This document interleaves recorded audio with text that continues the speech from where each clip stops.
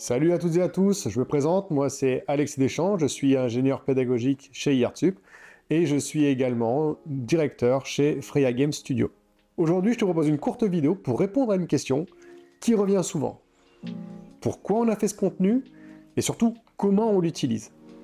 Que tu sois un étudiant qui est en quête de connaissances, que tu sois un professionnel qui a envie de s'initier ou d'approfondir des connaissances, ou encore un intervenant d'IARTSUP qui veut tout simplement savoir comment utiliser ce contenu qui a été validé par l'école, eh bien cette série de vidéos est là pour t'aider et t'accompagner dans tes apprentissages. Ce que je te propose, c'est qu'on y aille de suite.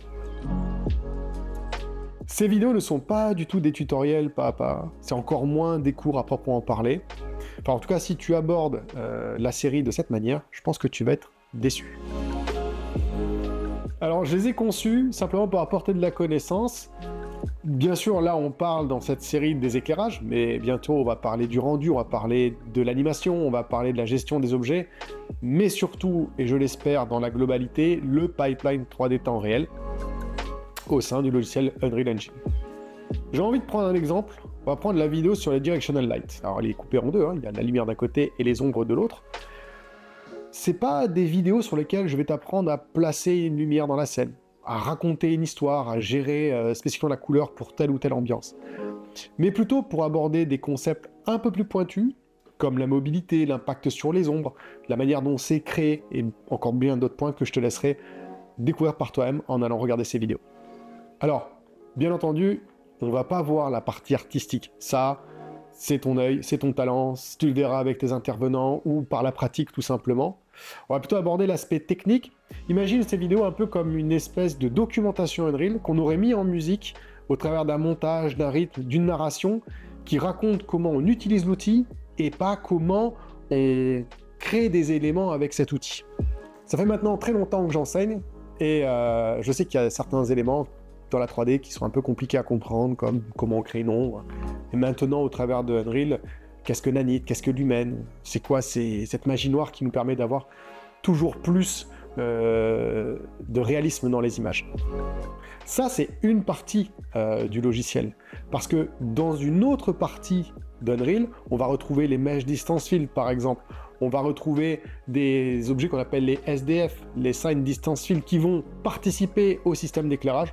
Bien sûr, je parle d'éclairage parce que c'est la première série de vidéos. Et qui vont t'aider, quand tu vas bien les maîtriser, à améliorer tes compétences sur la conception de tes scènes d'un point de vue technique. Eh bien, l'objectif, en tout cas tu l'auras compris, et c'est ce qu'on essaye de transmettre nous, l'objectif c'est qu'en maîtrisant les bases, d'un côté tu gagnes en efficacité, et de l'autre côté tu gagnes en résolution de problèmes, et ça c'est l'ambition qu'on porte au travers de cette série de vidéos. Alors on va répondre à une question ensemble, c'est pourquoi c'est important pour les étudiants? Mettre en musique la documentation du logiciel et les différentes options, c'est important, comme on l'a dit, pour ta maîtrise, mais surtout, et je pense que ça tu le sais comme moi, trouver du contenu sur internet, sur YouTube, c'est simple, il y en a beaucoup. Par contre, trouver des vidéos dans lesquelles il y a une suite logique, en tout cas une réflexion dans la manière dont on te donne des informations, c'est peut-être un peu plus compliqué. Et surtout, quand ces informations, tu ne sais pas si elles sont toujours vraies, ou en tout cas si elles sont toujours validées. Donc nous, c'est le soin qu'on a apporté dans notre série de vidéos. On est accompagné par des professionnels de la création d'images. Tout le contenu que tu vas retrouver est bien sûr disponible dans la documentation Unreal, mais aussi au travers de nos expériences professionnelles, et encore grâce à Nicolas Perry, par exemple, ou Jean-Christophe Major, qui sont nos validations techniques, nos cautions techniques, pour que tu sois sûr que ce que je te raconte soit vrai dans tous les cas. J'ai eu beaucoup de discussions pendant la conception des vidéos avec mes camarades enseignants dans les écoles ou même des copains qui sont dans la production audiovisuelle. Et c'est vrai que les débats tournent toujours un peu sur pourquoi Unreal est un peu différent, ou encore on essaie de l'utiliser mais c'est toujours un peu compliqué parce que ça marche pas comme Arnold par exemple, ou comme Redshift qui sont des moteurs de rendu, ou Cycle qui sont des moteurs de rendu par exemple dans Blender, dans Maya ou dans 3ds Max. La 3D temps réel, c'est vraiment une logique qui est radicalement différente.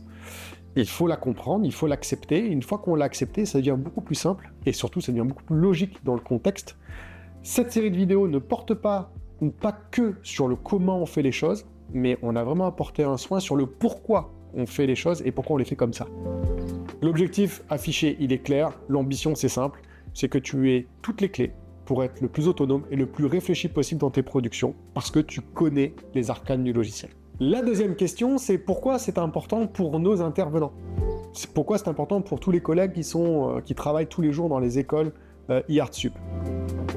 Eh bien, le fait que nos étudiants, si tu es étudiant à IArtSup, se saisissent de ce contenu de manière autonome, ou en tout cas, tu as été invité par un de tes intervenants à le consulter et à l'écouter, eh bien, ça va libérer du temps en séance pour qu'on puisse rentrer plus rapidement dans la pratique professionnelle. La vraie plus-value de ce qu'on peut faire nous en salle, c'est pas seulement appuyer sur File, Save As et te permettre de mieux comprendre comment appuyer sur un bouton, mais c'est plutôt de comment on construit cette scène et faire tout le contraire de ce qu'il y a dans les vidéos. Les vidéos s'attellent à t'expliquer le pourquoi, les boutons, la technique, alors qu'en salle, avec ton intervenant, on est quand même plus sur la pratique professionnelle de comment je conçois cette scène, comment je raconte une histoire avec cette lumière, avec ces couleurs, avec cette mise en scène. Alors évidemment, ça a un effet de bord assez intéressant, c'est que ça rend toutes nos séances plus engageantes, plus intéressantes, plus riches entre les étudiants et les intervenants. Alors la troisième raison pour laquelle on a fait ces vidéos, c'est si tu es déjà un professionnel, toi, tu travailles déjà dans la production audiovisuelle, et que tu rencontres quelques difficultés, tu as peut-être des bugs, des artefacts qui apparaissent, tu sais pas trop pourquoi, eh bien on espère que dans les vidéos, en tout cas on a essayé de distiller tout au long de ce contenu, eh bien les informations nécessaires qui vont peut-être t'aider sûrement à résoudre ces problèmes et augmenter le réalisme, la qualité de tes scènes. Alors, en conclusion, ou plutôt en résumé, eh bien ce contenu, il est fait pour accélérer ton apprentissage, pour apporter des solutions concrètes à ta production, à ton suivi de projet, en tout cas à ce que tu es en train de faire avec Unreal. On va pas se mentir, moi de toute façon j'utilise Unreal depuis très longtemps, depuis la version 3. Et c'est un logiciel qui a des grandes qualités, de très grandes qualités, puis on le voit au quotidien avec les dernières mises à jour, hein. Au moment où on fait cette vidéo, on est en 5.5, des choses incroyables, mais il a aussi des défauts, il ne faut pas l'oublier. C'est pas une solution toute faite où on va permettre de mettre quelques objets dans la scène et on clique sur un bouton et on a tout d'un coup. Il faut le dompter, c'est comme toutes les solutions. Il a un paradigme de pensée dans lequel il va falloir rentrer. Et aujourd'hui, c'est Unreal, peut-être demain, ça sera autre chose. En tout cas, Epic Games travaille d'arrache-pied pour nous proposer à chaque fois des nouvelles composantes ou des nouvelles options toujours plus intéressantes et qui s'approchent de plus en plus du réalisme et de ce qu'on a besoin en production. Et on apportera de notre côté un soin pour toutes les séries de vidéos qui vont venir, eh bien à ce qu'on va raconter, au contenu, à ce qu'on a validé ensemble. On va parler de pipeline de production, mais aussi de pipeline 3D, on l'a dit aussi tout à l'heure, pour faire du rendu. C'est la prochaine série de vidéos. Que tu sois étudiant, un professionnel en poste ou encore un de nos 40 enseignants qui traitent de ce sujet dans nos 10 écoles du groupe, eh bien, profite de ce contenu, expérimente et surtout intègre-les à tes projets. Maintenant, je m'adresse à toi, jeune talent en devenir qui se pose la question, peut-être, dans quelle école vais-je faire mes études supérieures dans les métiers artistiques?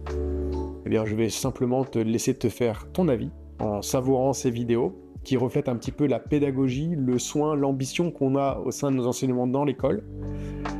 Si tu as des questions ou des suggestions, laisse-les en commentaire. On vient discuter avec nous dans nos campus. On est éparpillés partout en France, il y en a 10 au total. Et pourquoi pas participer à des ateliers et même rejoindre nos équipes d'étudiants partout en France. Je te dis merci, à bientôt et bon visionnage.